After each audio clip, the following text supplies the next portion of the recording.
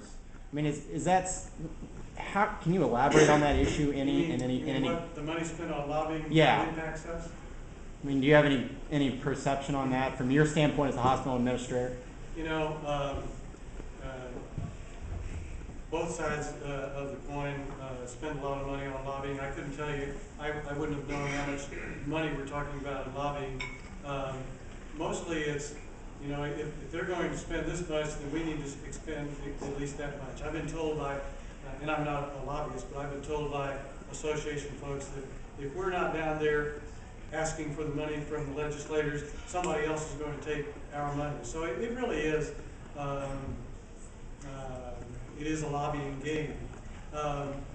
And a lot of money, my personal bias is that I would wish that we would take the money piece out of it, but it's not going to go away, and so I have to be practical about it. Many of those folks that are putting money in, anybody who puts money into lobbying believes that their money is going to get returned to them several fold, and so it does have, it is a financial impact to all of us, and it just depends on whether your person or gal or guy wins at that particular point in time. They may win this time. Next time the pendulum swings and it's a different party, and so folks start investing in that person over there. It's a lot of money spent for stuff that I think could be better spent, but I'm a realist too. I can understand that perspective as well. So. Yes.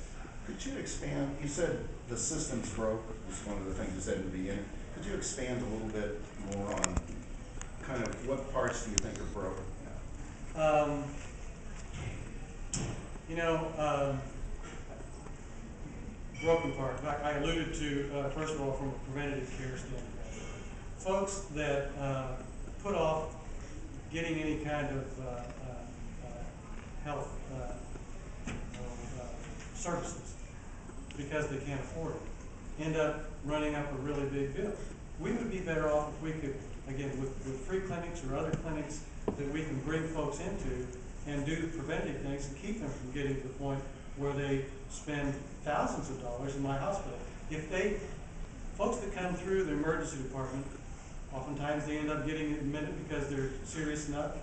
If we would have taken care of them on the front end somehow, then they would have never darkened the doors of the hospital and wouldn't spend the thousands of dollars on health care in the hospital. I will be the first to admit, it's really, really expensive to be in the hospital because we've got all of these very expensive systems that we use on folks, because when folks come in, again, back to that, somewhat to that malpractice piece, once they come in my doors, I better make sure that we do everything right or we get sued.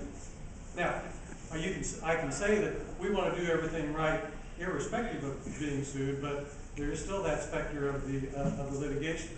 Talking about folks, the lobbying, the pharmaceuticals, the medical device people are big into this too. We spend millions of dollars on medical devices.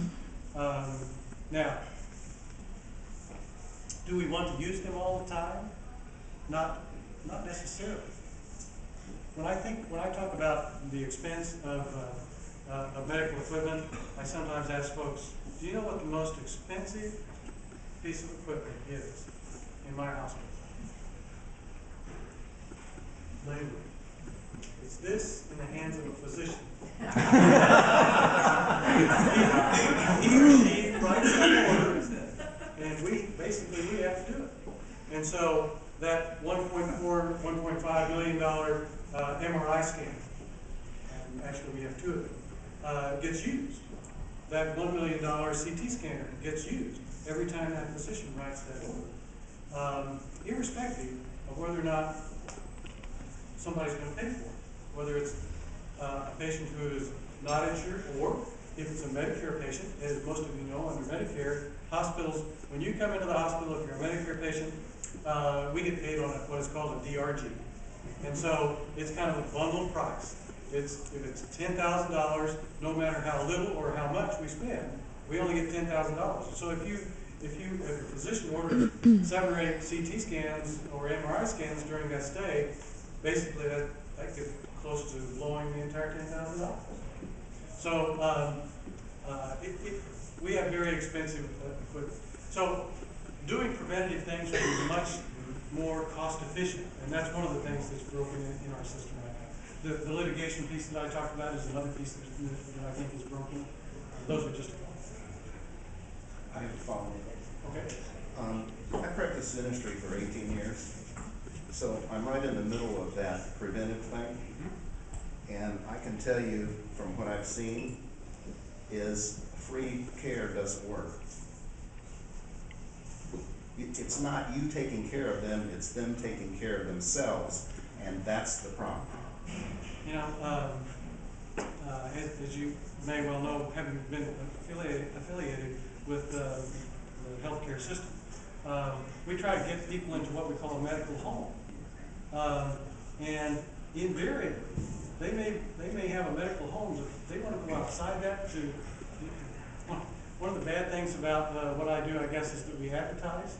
And so the folks that live south of the river that might end up at Truman Medical Center to deliver their baby, they hear about our wonderful OB unit up at Liberty and say, hey, I think I'll just drive up there and drop in and have a spa experience at Liberty Hospital.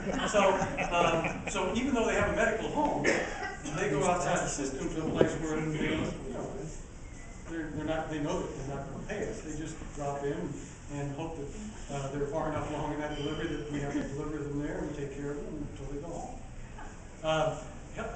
Another piece of the healthcare system I think is broken is honestly the dental side. Much of